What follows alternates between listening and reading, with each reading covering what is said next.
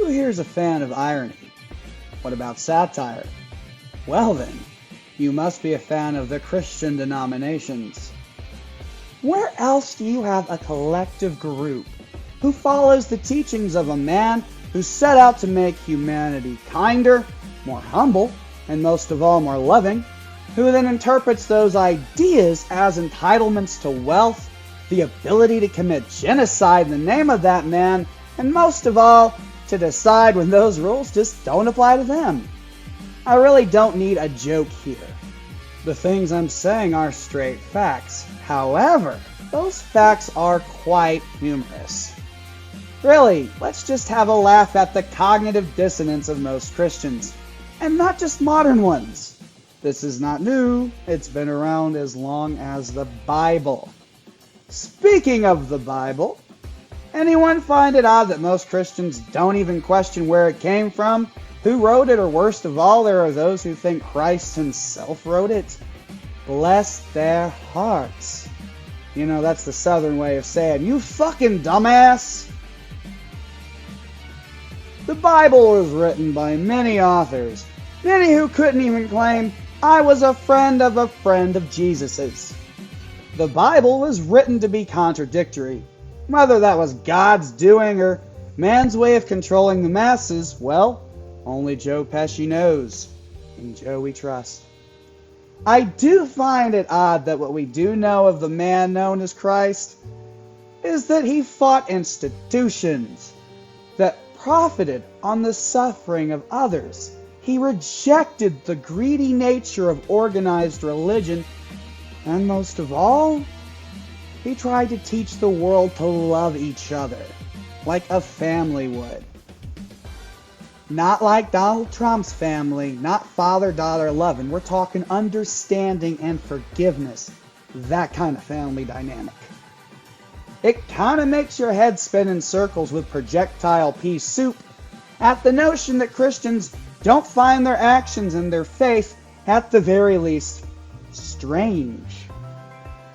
Then again, these people claim to be like Christ while being the most arrogant, entitled, and selfish beings to walk God's green earth. Yes, this is an intervention. We are here to make sure you realize that if your faith in Christ is not inspiring you to give to others, to love everyone and reject greed, then by golly, you're just doing it wrong.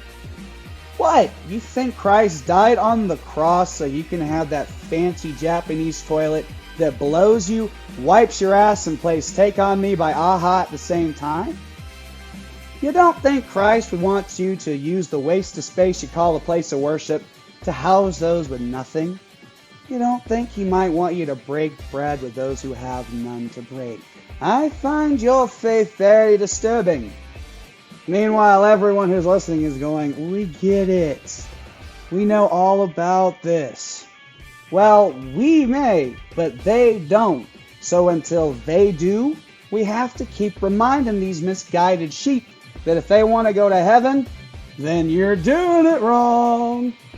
Maybe it has to do with the origin of their religious text. Maybe having so many authors meant that being a contradiction was the only possible result.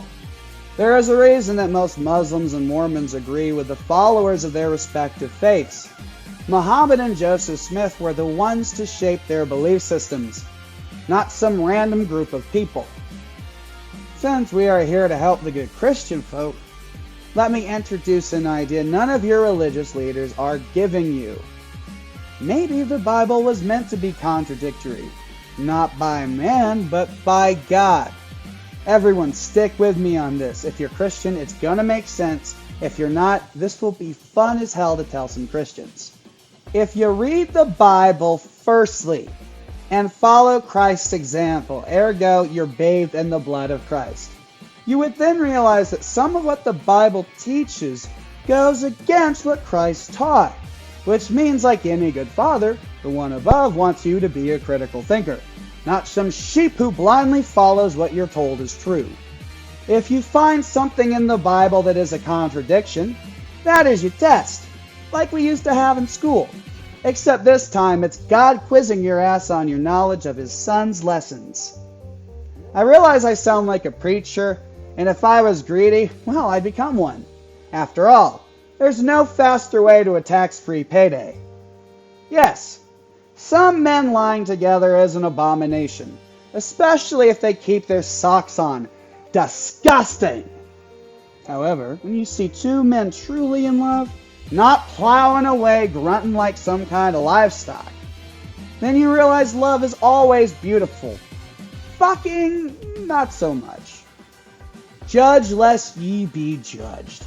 That is something that Christians think has no bearing on their interactions with Muslims, gays, trans people, or really anyone different from their norm. If you're a Christian and you felt personally judged or victimized by this video, please leave me a comment down below. I'm so sorry you felt as though I was judging you like you judge the world. However, I'm seeking to entertain and be a bit informative while you're quite serious in your judgment of others. Remember, kids, if you're offended, it's because it applies to you or you hate that uncomfortable feeling that comes with using your brain, so that's your problem, not mine. It's 2019 though, so that means explaining offensive humor. I know we're not supposed to be brash and offensive. It's harmful like bullying.